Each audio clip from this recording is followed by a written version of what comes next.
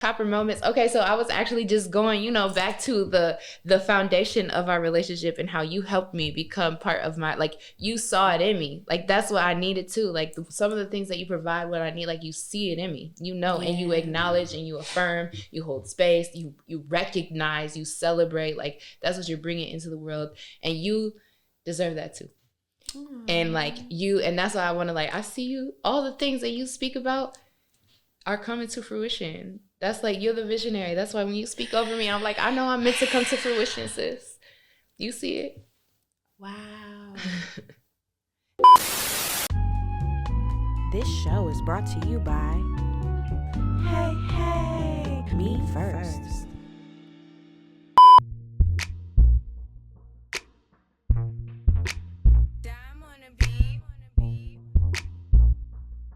You're watching Heavy on the Field with Aaron.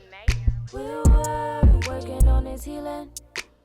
You know we're glowing and it's giving. Tell me, can you feel me? You're watching Heavy on It be heavy on the feelings. I woke up living. You tell me that.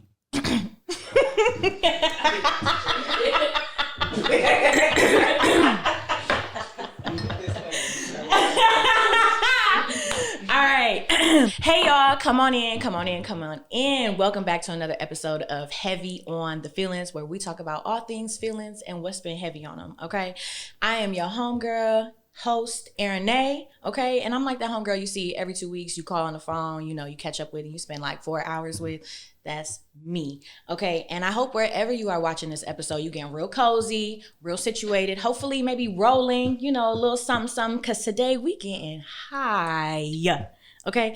We are talking all things higher self, and no way better to do that than over, one of my favorite things, which is cannabis. And I know y'all just heard me do this intro. We. I'm speaking all this French, and I haven't even told y'all like who we is. Let me tell you today about our guest, Jess Jackson, okay? This person is a Detroit legend, okay? Or some might say legend in the making. I would say she's already a legend. She's already doing things for the very, very first time in the city.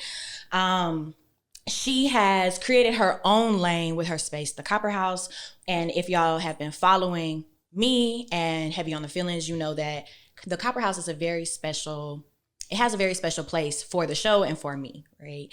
It is where we filmed the premiere video. It's where we filmed our actual Kickstarter and promo. And it's where Heavy on the Feelings had its anniversary, or its launch party, sorry. Anniversary coming soon.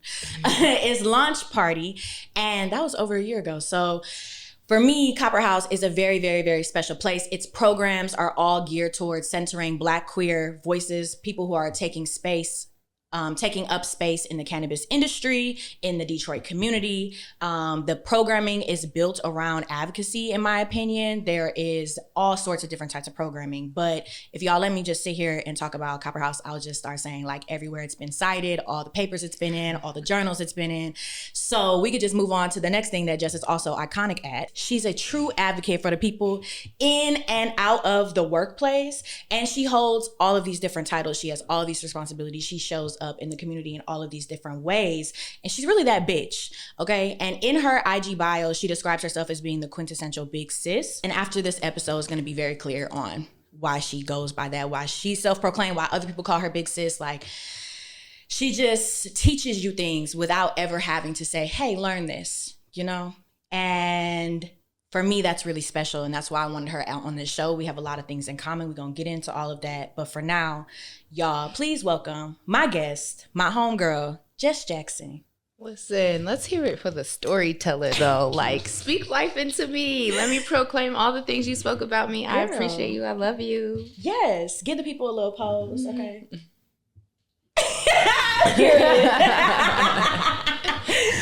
How are you feeling? Happy Cancer season. Yay. It's water season. We in our emotions. We heavy on the feelings.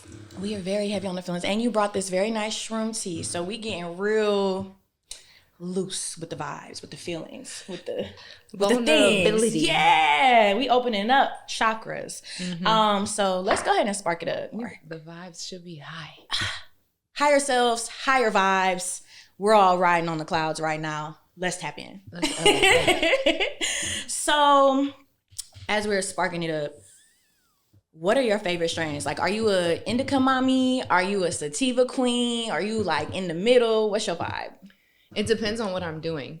Okay. So, and also I think that the indica and sativa dichotomy is a bit dated when you think about what cannabis does for your body medicinally. Within the plant, as with all plants, there are things called terpenes. So like, because you're a candle product developer, you making scents, you're using fragrances, Period. right? Okay, burning in the background. Yes. Product placement. Yes. All of the like natural elements or the aromatics within plants is what give it its power. So like in a indica, which you can think purple indica that gives you sleepy, some of them have linalool, which is the same terpene that's found in lavender. So that's where it gets that perp from. That's where it gets those sedative vibes. So my favorite terp is linalool. I have lavender tatted on my chest because I need relaxation. I got anxiety that calms me down, but I don't do that until later in the evening because that will relax my ass, and then when I'm trying to be productive or focused, I do focus on sativas, limonene. So like lemons, when you think of lemons, you smell a lemon, it like brightens you up, it energizes you. And a lot of sativas with limonene in it will have the same sort of effect for me. I can't take that late at night because it increases my anxiety, but when I'm trying to focus and be like busybody all day, it helps me to stay focused. Oh, okay. We have so much in common. We love lavender. It's tatted. We both have. I saw you had a snake. I was like, I got a snake serpent, too. my little serpent. Okay. We love weed. Love weed. I'm trying to get more in the knowledge state of weed, which is why I was asking you these questions, because I want to be able to invest. I want to be able to grow. Like, I feel like the cannabis industry and Black voices, Black people, Black leaders in that space is limited. Black queer people is limited. So being able to have money to support people who actually do that research all day. Like, I don't want to necessarily invest in having to learn all of it to actually run it. Yeah. But I want to learn enough to be able to be like, oh, one day I have $250,000 and you want to start this. Like, I trust you enough because I did my research and I know what it takes to do this. Here you go. Stay attuned to policy. That's all. Because to win in the regulated market, you got to be compliant to the laws and regulations. And that is the learning curve. Laws is the learning curve for everybody. Yes. Okay. I be driving all the time. Like, I don't even know what signs are. I'm just living my best life driving. Like, Same. I don't know all the regulations. This is a law. This is a regulation. Like, this is a lot. Especially when you bred from the legacy market where we're not following all of the regulations all the time. That's why I think I have both, right? I have Copper House, which is very much integrated in the community and legacy market, coming up from the mud, right? Like, that's what we do. But I also am in the industry and can see like what it means to be compliant and what it means to not be compliant, and how to navigate. It's giving Robin Hood. Yeah. Yes, that's what I like to say. And I even tell my CEO that. Like, it's giving like, Robin my Hood. work is reparations. That's what you're supposed to do. I feel like we're supposed to go and work at these. I'm gonna come back to the other point that I wanted to say, or where I wanted us to go to. But I think that we're supposed to go and work at these corporations, work these jobs, to get the experience, to get the knowledge, to come back and put it into our community. That doesn't mean you have to quit that experience. You know, people gotta live. We're in a recession, about to be in a depression when these student loan repayments start. But highly educated equals highly broke. Also highly indebted to the universities that I went to. So I think that's what we're supposed to do. And people are like, oh, well, if I work these, the debate is like, I can't work these jobs and be able to do my thing or whatever. And I think in some cases, it makes sense for us to get in the position to get at these tables that in no other way would we ever get there if we weren't having these white ass corporate people co-sign us saying like, oh, we work for this company. And now we have those relationships. We have that rapport. We could say, hey, come do this in my community thing. Let me come introduce you to my community people. Let's pay our people. Hello. And it's literally sometimes that's what privilege is, right? Like, it's the credibility from specifically like authorities at B, which we cannot deny. Any capitalistic society is rooted in those authorities, and we have to navigate those spaces. And I do view it like, how do we open doors for more people?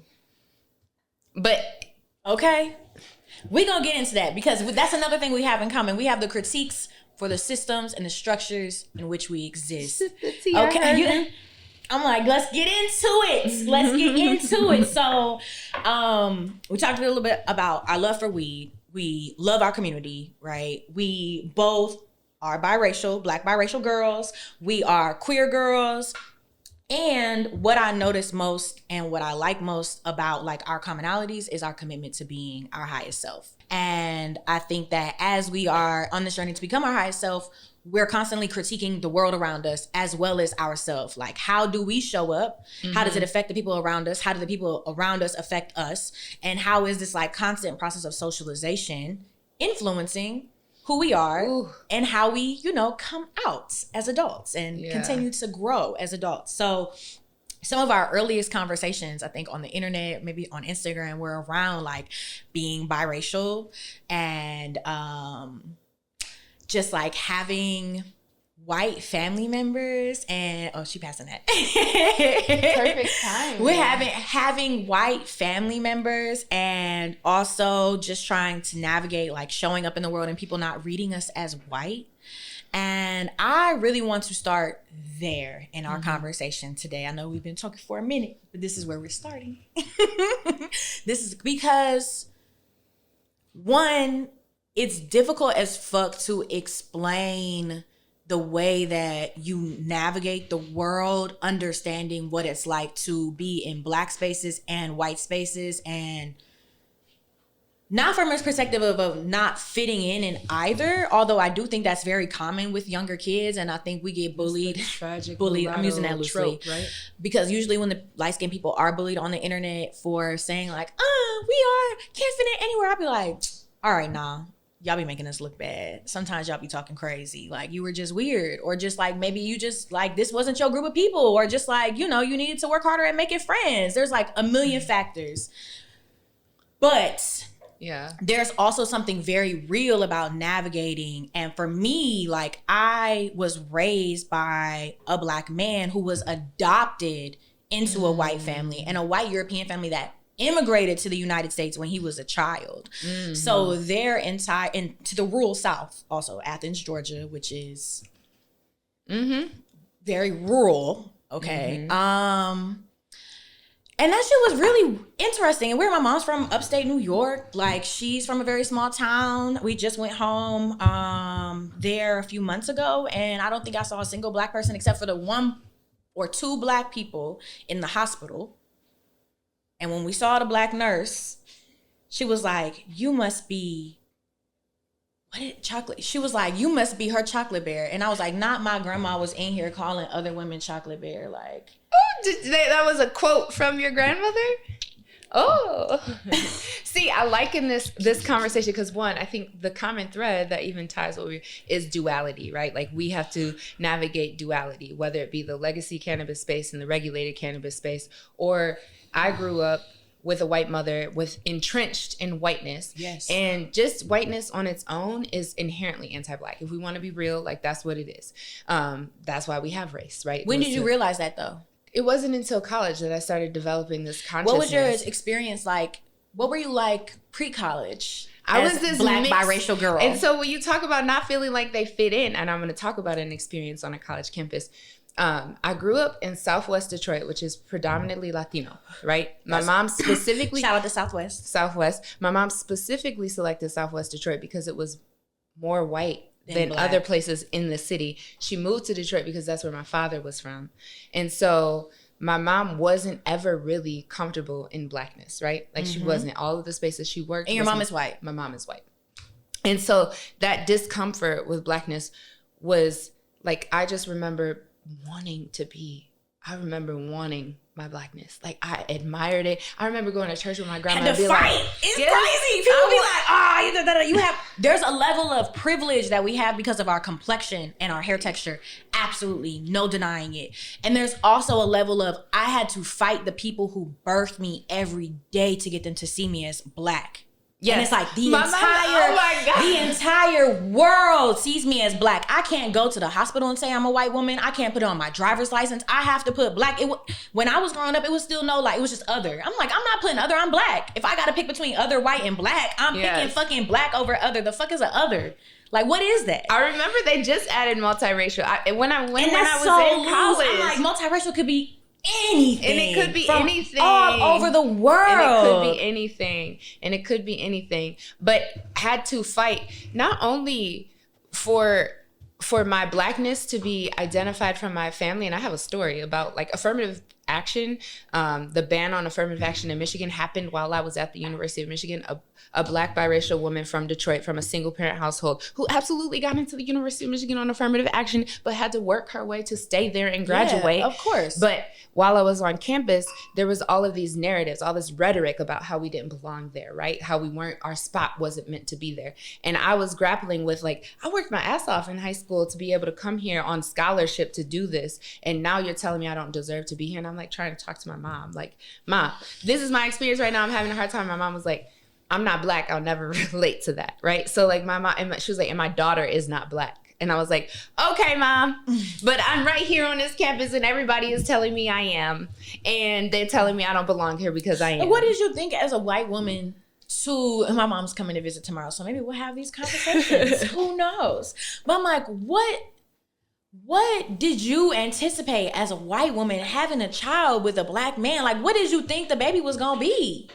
I don't think she thought about it. I think that's why my relationship is estranged with my mom right now, because she didn't think about it. Even my grandmother, my dad's mother, when I was born, she confronted my mother and said, are you prepared for the weight of raising a Black child?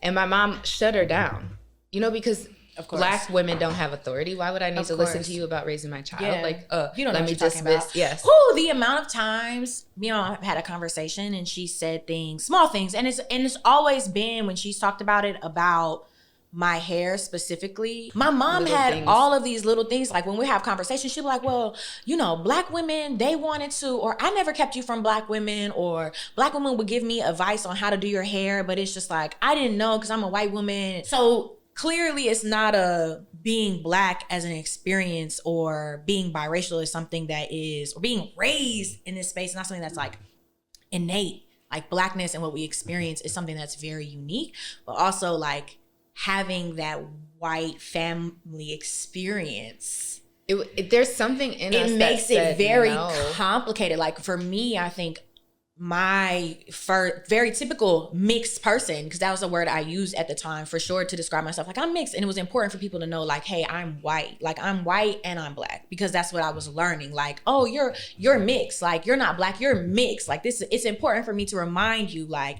you're white. Recently, I told my mom, like, I'm Black, and she's like, I feel like that erases me, and I'm like, how? Yeah, I have your whole face. That is absolutely the same experience that I have with my mom. She doesn't like for me to say that I'm Black because she feels like it erases her. So at what point did you say, this is who I am? And what were you kind of grappling with at that time? I think it happened at the University of Michigan. When you were protesting? Yes. And I was just like, similar. Yeah, it was just like, no, this is not, I don't get to say that though, Mom. I don't get to say I'm not Black to anybody. That's not my experience here. And I also think, but I do relate to the like erasure aspect. And I empathize with that, because one of the things, I used to do these interracial dating dialogues, and my perspective has completely shifted, because I used to be like, everybody should be mixed. Let's just, everybody just mix so we can all be mixed. That was like my approach on the world. Now I'm very much like, don't mix. Like, don't do it. Don't bring them into this. But I mean, anti-Blackness is inherent in all of our family structures. It's not just in our white side. No. But I was on a panel and they were talking about interracial dating, and one of the things that I said, and I actually was laughed off the stage, and this was my most embarrassing moment, because I didn't know myself fully at the time. I still stand on this now. Now I'm unapologetic in it. You ain't gonna get me. I said that no matter who I date, if I dated someone who was Black or I dated someone who was white, it would be an interracial dating experience for me. Because at the end of the day, although I identify as Black, you have all of that texture, all of that history, all of that background. And was your dad in the household when you were raised? No, he wasn't. But if I took my partner home, who is Black, to my white family, guess what you're gonna have to deal with? Anti-Blackness from white people, regardless of if we shared a racial experience. That's a part of my lived experience, and it's a constant. And so there is an element of that in my lived experience that has to be, because that's a part of who I am and a part of my family legacy, and not something that I'm estranged right now, but I do feel like that's a part of my life.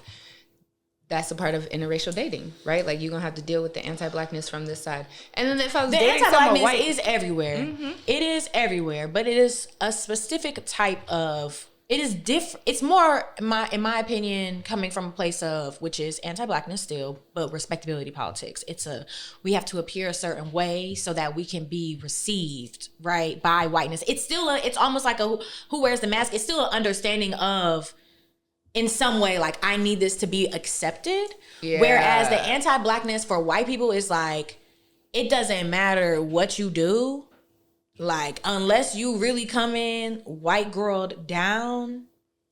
That's what I was gonna say. That's why there's some and it's biracial like mannerisms. It's how you talk. It's like, I feel like any word that doesn't completely round out the G at the end. Like anytime, your nails and your hair and like it's the constant observation of your blackness. Yes. And that's the part that I feel like is often misunderstood. And that took me the longest to really understand. Like, this is what it means to be a biracial person, is the constant contradiction and guilt that you feel fighting against everything that you know for what you are and how you feel and how you navigate, and everything that you've been taught about what that thing is. Mm-hmm. It's like you're in opposition with yourself. And then once you get past that opposition, it's because you had to be in opposition with your family. And it sounds like you're still in that place at, you're over 30. I'm about to be 30. Yeah. It sounds like you're in a place where it's like, we've been trying. I've been communicating this. You were in college a while ago, right? That was affirmative action was a little while ago. What the fuck where you at with the work? Yeah. It's and that's the thing. Where you at with the accepting me as love me as I am? But does your mama hit you with the I don't see color? Yes. 100%. Except the crazy thing is she's from Clio, Michigan. Cannot be the same, but it's like kind of sometimes they are. But she's from Clio, Michigan, and when she was pregnant with me, they told her to take the N-word baby out of the town. So like, but you don't see color, like, and you're like, it's like some people are just bad.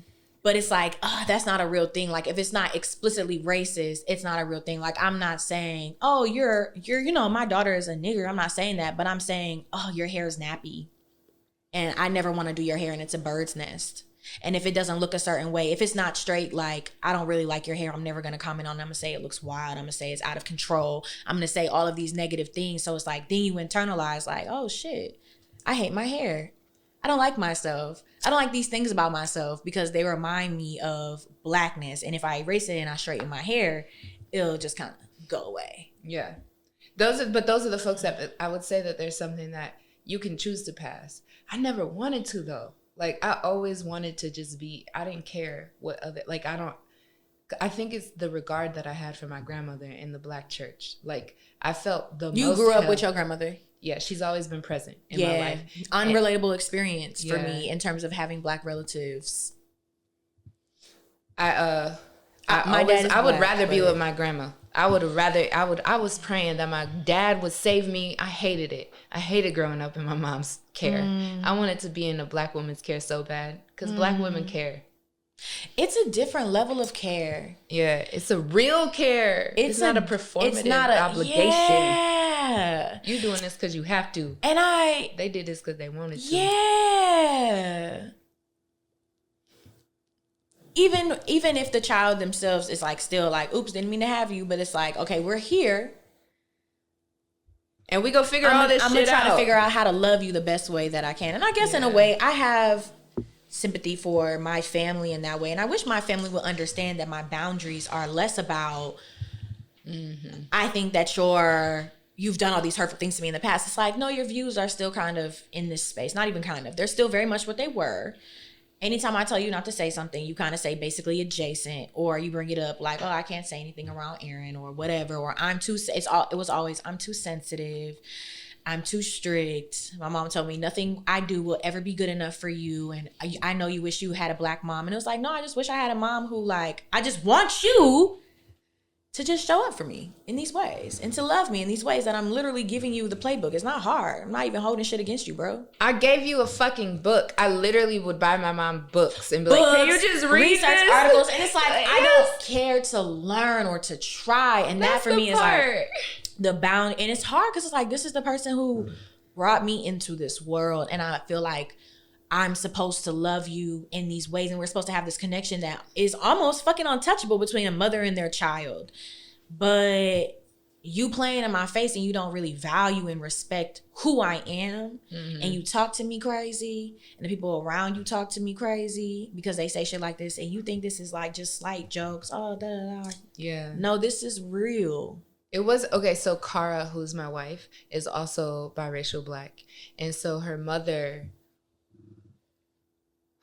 is more entrenched, like only dates Black men. Like she's more in Black culture, right? Yes. And she, I can see what a loving parental relationship in interracial experiences can look like. So I'm hopeful that like it's proximity. So I think that's really what fuels my passion around DEI work, because these are not just complicated issues that come up in our family structures because we're interracial. These things play out at the workplace. It's because you have to pass for your safety. I think that and this is the conversation when it comes to privilege. Our proximity to whiteness, I can play the game. I can play the classroom game. I can play the boardroom game. I can play the game. Come on. I've learned from whiteness. You know, like that's what I was brought up in. It doesn't feel right. It's not authentic, but we all know how to code switch. Yeah. That's a part, like W.E.B. Du Bois talks about double consciousness. That's a part of safety. As a multiracial person and a lighter skinned, lighter complected person, you can play the game differently. And that has been since the age of time, right? Like passing has been and so like part of passing means to shed is like, I don't want to be associated with that. My sister, my younger sister, she's actually half Pakistani and half white. And we have a really bad story with her father, right? Like he physically abused my mother. We ended up in a women's shelter because of him. And so she disassociates from her relationship with him because of that trauma. But she also disassociates from that culture and from that experience. And so she definitely lives her life as a white woman. She's, you know, olive skin, thicker hair. She looks Latina. And so she's not like super great at passing, but she's marrying a white man, a white Italian man. And he has bias. Like these are biases. These are real entrenched biases that we've learned over time, and it's been my brother's girlfriend is racist as hell. I called him out. I got uninvited to their wedding. My brother's girlfriend is racist as hell, and the family they get upset, and she's just throw out the N-word, you know, just being upset. And it's just like, he has his own thing going on. So I think sometimes cognitively, like he just doesn't grasp it, but just hearing it back, even having conversations with my mom or my dad about it, it's just like, oh, they just mad. And it's like, why would you use that word? There are so many words you could use. My grandparents used to cuss at each other all the time. They used to be saying the craziest fucking shit. Motherfucking, you know, anything. And it's like, you said nigger? Yeah. I don't know why he would tolerate that. Because literally doesn't grasp that when you are conditioned to be, and we were raised in the same household. So like when I say I had to fight, we was fighting, okay?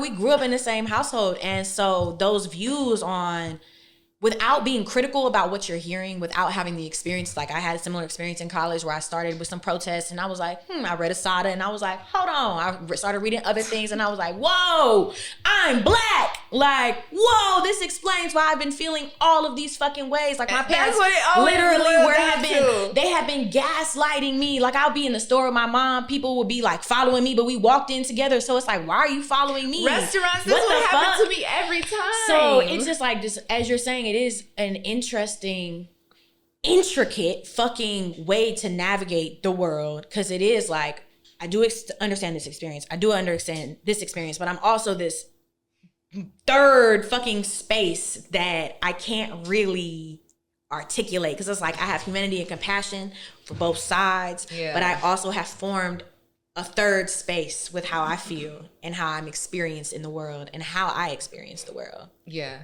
100%. This shit hard, bro.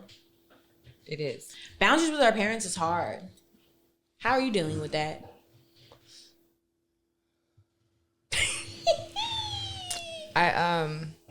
It's hard. I think I cry about it on holidays. Like we haven't I haven't spoken to my mom officially in a year.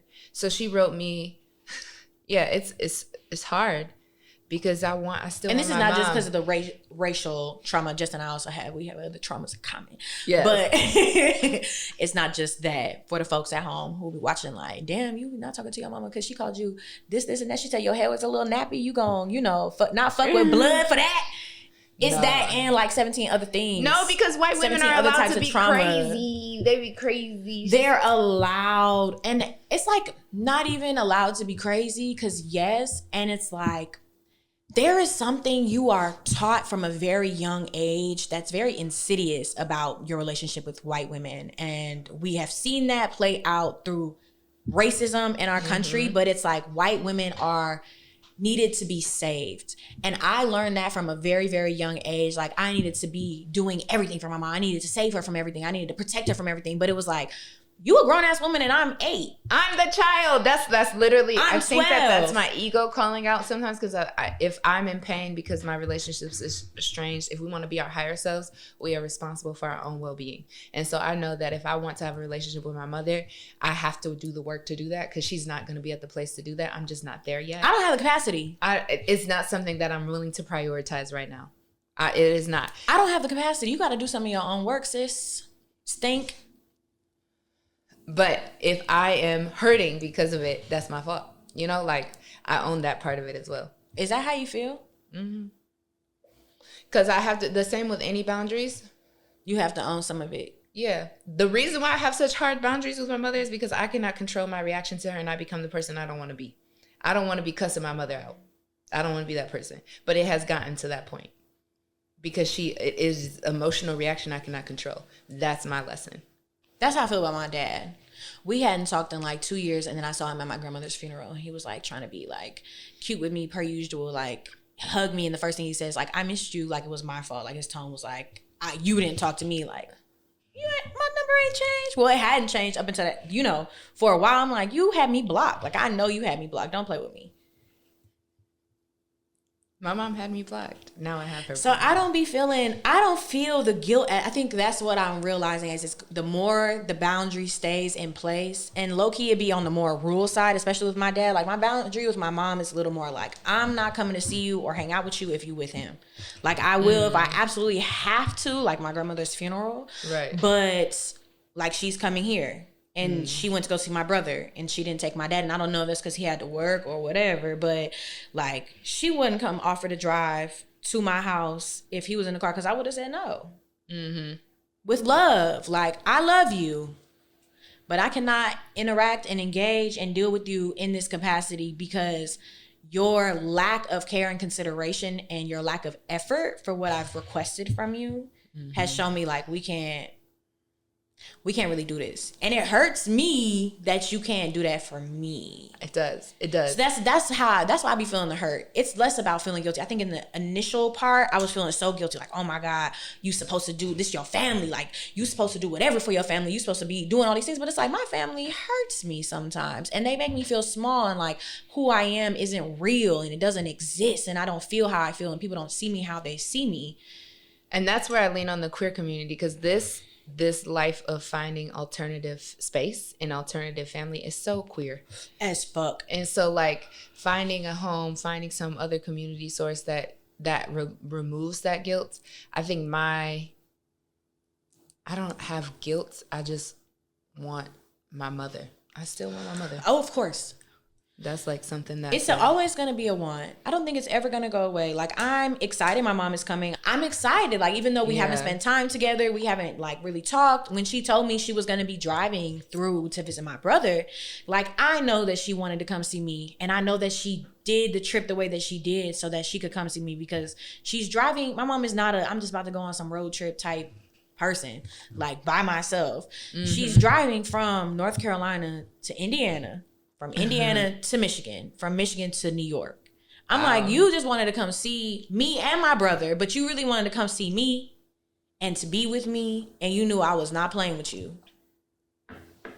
And I respect it. So I'm like, thank you. I can meet you here. I appreciate that. And we're going to see what happens. It's just a short amount of time. Yeah. But I'm like, I'm open to trying, and I hope that she's finally in a place where she can realize like my boundary is from a place of care and protection of myself. And as long as you are with the program and doing what you need to do, we can talk about these boundaries and I can be flexible. But as soon as I feel, or I have to navigate them in a space right now to protect myself, because I also, like, I don't necessarily react in a way where I'm like, necessarily yet. I be feeling it. But I definitely get to a place where I'm like, my thing is more shut down. Like, I get very avoidant. And I dated a guy before. He used to say, like, when I would go visit my parents and come back, he would be like, you almost need a detox. Like, he was like, don't talk to me when you get back. Because I would come back and I would be irritated and angry and, like, things I didn't even notice I was doing because I had that energy on me, you know? And he would be like, you kind of need to shed that for a day or two. Like, don't come over here until you get that together. And that was one of the first times I really noticed, like, oh, the things I feel like I'm kind of just being okay with, and I'm like, okay, this is not bothering me. Like, once I leave, I'm fine. It's pouring the fuck over. Like, I'm full of rage, actually. Yeah. That's a new emotion I discovered this year. The rage. Sometimes I want to letting myself be angry. Yes. That's my trauma. Like, I was raised by a very aggressive, dominant parent. And very, like, in your face. And I wasn't allowed to be anything but okay all of the time and good all of the time or better than that. Like, and I also, after I got to a certain age, started realizing, like, oh, if I'm causing a problem, or if me and my brother are fighting, or if any of these things are happening, it's going to draw attention to me, or it's going to and that's going to cause a fight, or anything out of the ordinary is going to cause a fight. So I just became, like, very avoidant. Like, I would just be even now, if I was at my parents' house, like, the first thing I would do is, like, I'm cleaning. I'm just cleaning. I'm minding my business. I need everything to be perfect, because if we just all perfect, everything can be fine. And so I learned that, and I never got to feel rage or irritated or angry, because it's like, you always got to be on your shit and on guard and on cue, because you got to make sure you don't let this shit blow up outside of your control. If you keep it all in your control, it'll be okay. It's interesting because mine was disassociation. So I would go into my room, into my books, like, this is a whole different world. Yeah. No, I would be in my room. Sad, I would be in my room literally, like, on some Issa Rae shit, like, pacing my room, like, talking to myself, like, my parents would be arguing outside my door about me, talking about me, and I'll be, like, in my head, like, responding back, like, if I was out there, like, you know, like, losing my fucking mind for real. I didn't realize that until I went to college, and I have not spent any significant amount of time at my parents' house really since then, except for, like, maybe a couple winter breaks. But as soon as I had the capacity and the things in my life in order so that I didn't have to come home, the excuses I had to not come home so I wouldn't feel that guilt, that early 20 me who just felt that guilt, like, I got a loyalty to my family over everything. Like, I got an unpaid internship. I'm gonna struggle to eat ramen, but I'm busy. I gotta go across the country. I can't. Oh, my boyfriend, his family does this big thing. That's what I'm saying. His family does this big thing for the holidays. Gotta go there. Like, I can only be here for a little bit of Thanksgiving. Gotta leave immediately after. Like, I'm busy. In my sorority. It was my sorority. I have to go. And it's like, this is not something, as we both said, we both want to be in at least our parents' lives in this way. So it's like, it's not even something, it's like you're making me want to do it. I mean, you're making me have to do it, which means, like, all right, then. See y'all when I see y'all. So we're going to see what's up with Joanna when she comes.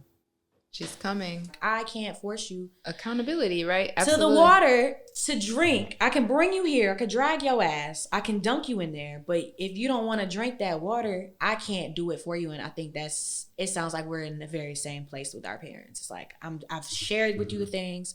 I'm willing to let go of whatever the fuck you feel like is all your guilt. Because that's what I'm carrying. I'm holding on to your guilt. Exactly.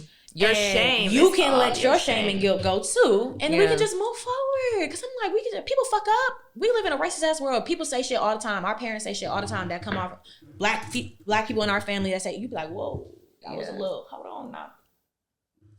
Hold on. Why you talking about dark skinned people like that? Hold on. Why you say that? You know, so things like that. It's not like it doesn't happen. We just correct it in those moments and we move on. It's like with our parents, it's like, no, we not in the wrong. You're wrong. Yeah. And it makes you question your entire existence. Yeah. This show is brought to you by Hey, hey. me first. We just started talking real good, so I hadn't even got to the actual part that I said. My friends have really been able to show me, like, this is what my chosen family has been able to do. You queer, sis? Hello. And they've always been doing that before I even realized, oh, I am queer. It's like I was looking for that family in my friends without having to be like, you're my sister. Like, I never have to be like, sister. It's like, nah, whatever you need, whenever you need it, however you need, like, we gonna figure this shit out. Like, I am locked in, I'm invested. My homegirl on the couch, you need someone to practice with and for your performances, I'm in that bitch. We be at the park, I'm rapping too. Like, what's up? It's no problem. Do I know anything about rapping songs on stages? No. But I'm gonna be there. Poems. But I'm gonna be there, and I'm gonna be right with you, and we locked in, like, whatever you need. And I just, not having that from your family is hard. I think that it's hard. I take my family for what they can offer, though. Because they can't offer that support. Yeah. They can offer responsibility, though. Okay, so if you on this documentation, this paper, you're going to follow through on all the things on this paper when I die. Like, I know but that's what you're there for. And you can, if I get into a car accident, you can still manage being a call because I know that you're going to answer the phone. Yes. You know, like, there are things that I don't rely. It's the same thing. Like, some people are very unhappy with work right now. And I think that they're seeking things from work is transaction. At the end of the day, you there, you show up to do a job and get paid for it. And I'm not seeking my family vibes from work. We can be congenial. This can be an enjoyable experience, but I'm here to get some shit done. We leave. I don't need to vent. This is not therapy for me. I get that in other spaces. And it's the same, like, even in my friendships, I don't often bog down my friendships with a lot of, unless you have gone through a similar situation. I'm like, I need some advice on how to relate to that. I go to therapy for that. It's a place for everything. And I think that we just got to recognize what that skill set is. In my family, I don't get the emotional support. And it's crazy, in my 30s, I had to figure out that I need emotional support because I feel like I'm doing all this to other people to compensate for what I don't feel like I'm receiving. And then I get resentful and evil and mean. And it's really because I don't know how to communicate that this is what I also need in return. I need it so much. Why did I feel guilty about asking for what I needed? Because everyone told me I was wrong for asking for that when I was growing up. You being too sensitive. Why you so needy? Why you want to cuddle with me? Why you want to do this? Why you want to do that? Like, why you want to do those things? You know, and then now I'm an adult. Like, I've been telling people I have this theory.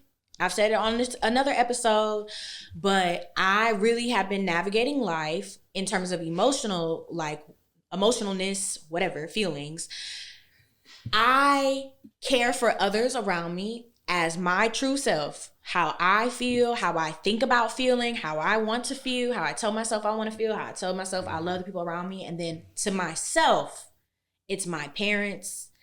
And that's how I treat myself. So it's like, oh, you don't need these things, right? Because I'm still hearing my inner child. I'm still like, oh, you don't need this. You don't need that. If you cry, I'm going to give you something to cry about. You know what I'm saying? You don't need that emotional. You don't need those things. But then to all my friends, I'm like, oh, I love you. Like, my homegirl got in the car. I hadn't seen her in a while. Like, we used to be neighbors. And we started I started grad school here, and she was my neighbor. We started the pandemic together. She would just come over. We would go walks every morning. Like, that's my bitch still. She's my best friend. But, like, we were close. We lived close. She got on the airplane to come visit or whatever. She got in the car, and I was in the car, and I was feeling so jittery as I started driving. And I was like, can I just hold your hand? Like, not in a romantic way, but just like in a friend romantic way. Like, I just missed you. Like, platonic intimacy. Can I hold your hand? Like, and we held hands. Oh, it's gonna be so emotional. We held hands. It was my first time ever doing anything like that. But it's like, this is what I need. This is what my body is feeling like, if you're okay with it. And it wasn't even that long. It's not like we held hands for like the rest of the weekend she was there, but it was like for 10 minutes. That was just, yeah.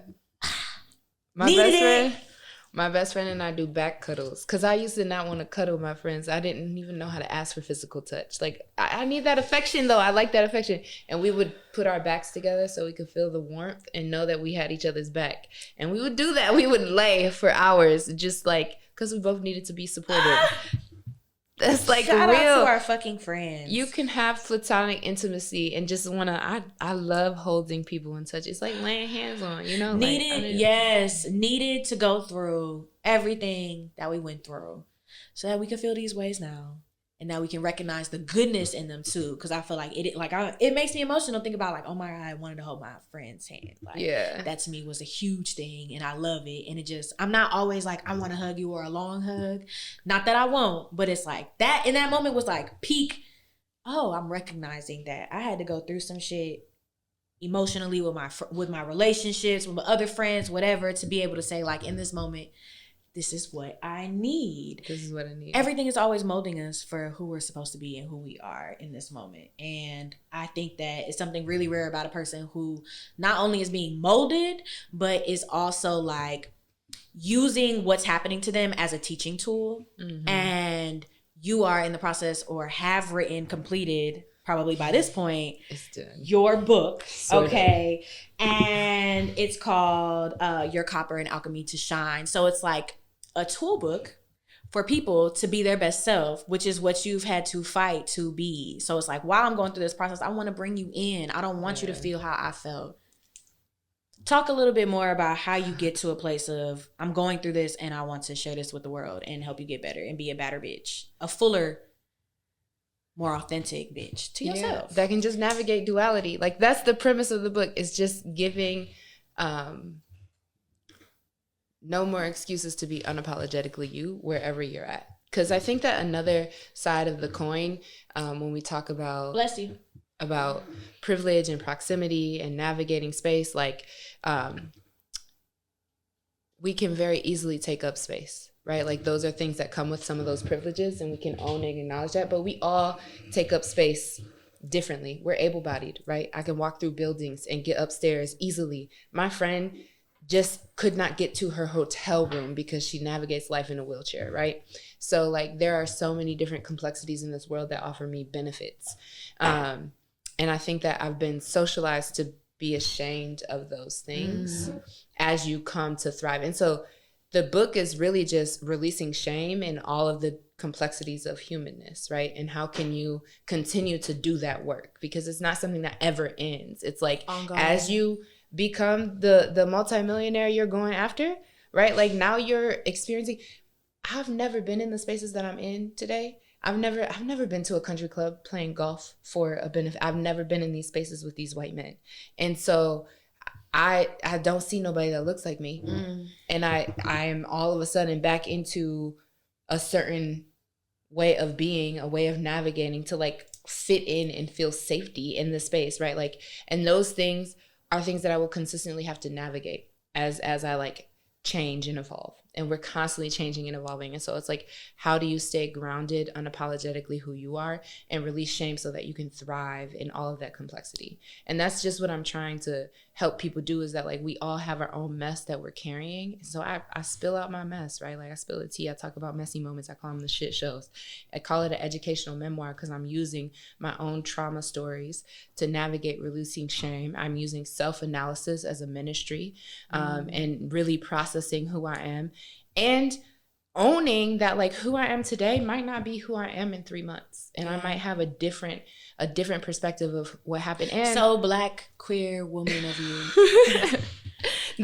I also navigate. And so like, yes. And then there are toolkits at the end. Copper moments. Okay, so I was actually just going, back to the foundation of our relationship and how you helped me become part of my, like, you saw it in me. Like, that's what I needed too. Like, some of the things that you provide, what I need, like, you see it in me, and you acknowledge and you affirm, you hold space, you recognize, you celebrate. Like, that's what you're bringing into the world. And you deserve that too.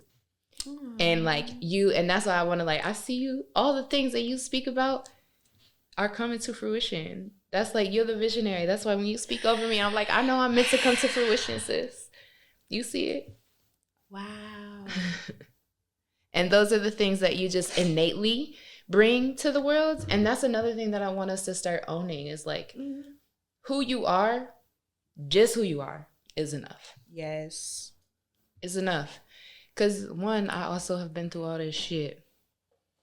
We've been through this shit. Tissue. Woo. Thank you. Real heavy on the field. The tea got you.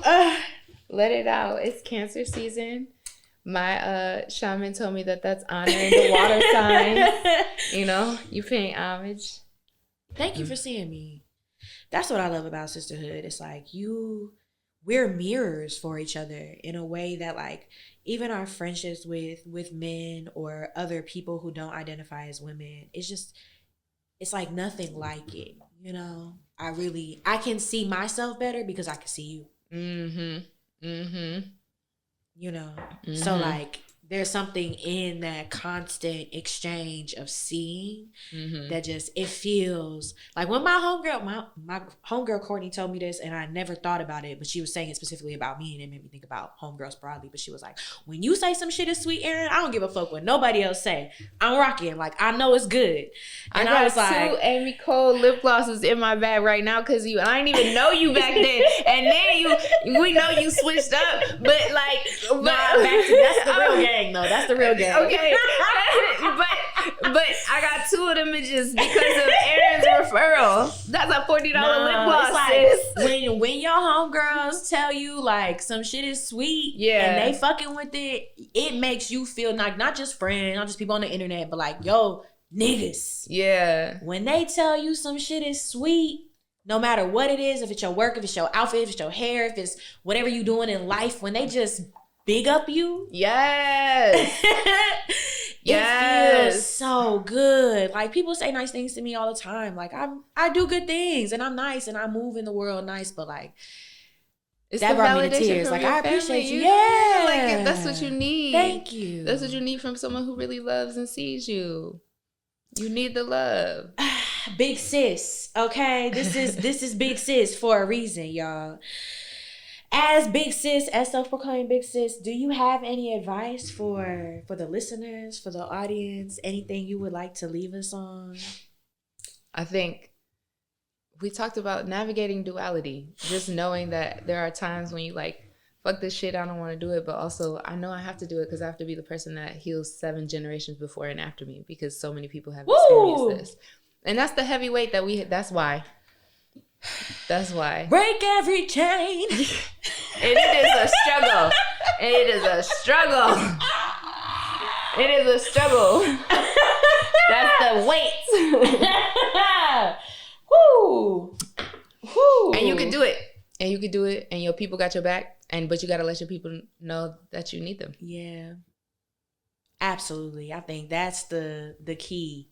Through all my episodes, everyone's like, you have people who love you in whatever capacity they talking about their shit. It's like, you got to ask. You got to open yourself up to receive. You got to make it known. Like, you think people can't give you that or you can't do that, and people just waiting for an opportunity to show up and to love on you in that way. Yeah. You know, I want to make sure people know that they have room in my life. Like, if you want to do something for me, let me move the fuck around. Let me move some shit around. So at the beginning of the year, I told myself, like, I am going to tell my friends, hey, I've been really lonely and I need y'all to step it the fuck up. Like, not in a way like y'all haven't been trying, but in a way like I haven't given y'all space to do anything. So I'm going to create some steps, because still I have to have a little control on it because I'm growing. Okay, I'm not healed all the way. I'm going to give a couple steps and then we'll see what happens.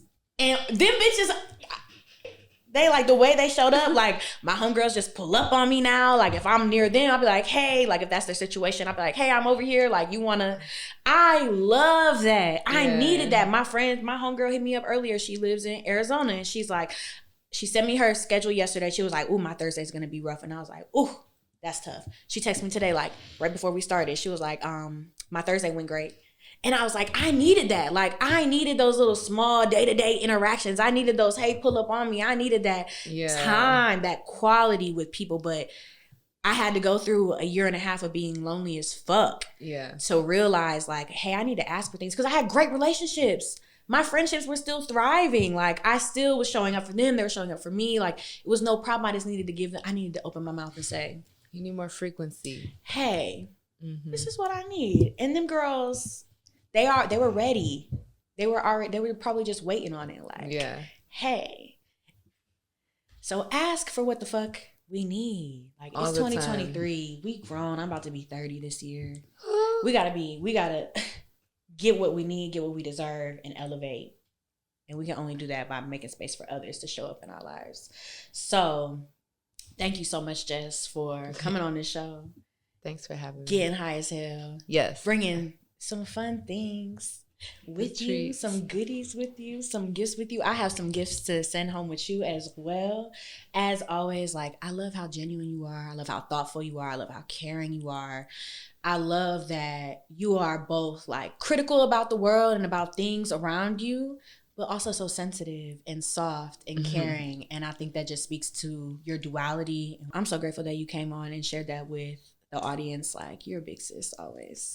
And the fact that Erin did not like Big Sis, y'all. She did not like it from a branding perspective. It did not resonate. But you called me that, and I felt like it was genuine today. It was. And I receive it. And I'm not going to lie to you. It's not written in here at all. Yes. Because I was like, oh, she had a moment. She saw it. I know not to little sis, Erin, because you're not little sis. And I had to learn that. I just had that. Ooh, it's going to make me cry again. We trying to wrap it up. Hold on. I just had that revelation, like, in the past, I don't know how long it's been since I told you, a few weeks, where I'm like, oh, I'm not little sis. Like, why did I feel like I was little sis in every situation? And like, some people little sis, it's like, oh, it's my little sis. But like I felt like I was being sunned. Like, and that was from an internal place. That was the work I have been doing, right? But so I didn't write it here. And earlier I thought about it. So it's wild that you said that, but the love, like, I was like, okay, like, she's big sis and I'm gonna talk about that. Yeah. But like, am I gonna call her my big sis? Like, in the intro I was like, am I gonna do that? And I was like, no, that don't really feel right to me. Like, I don't know if I would say that. It feels forced. Yeah. So I didn't actually write that in here. So like, when I did say it was, I know, and I felt it. Very, and I felt it. Yeah. And I felt it. That's why I was like, okay, that was validation right there. But when we talk about mirroring, right? Like, sometimes this gets to be a mirror for you the same way that you get to be a mirror for me. You know, like, we get to be that for each other. And so I think that... Ooh, shout out to the shroom. Yes. We got real cancerous.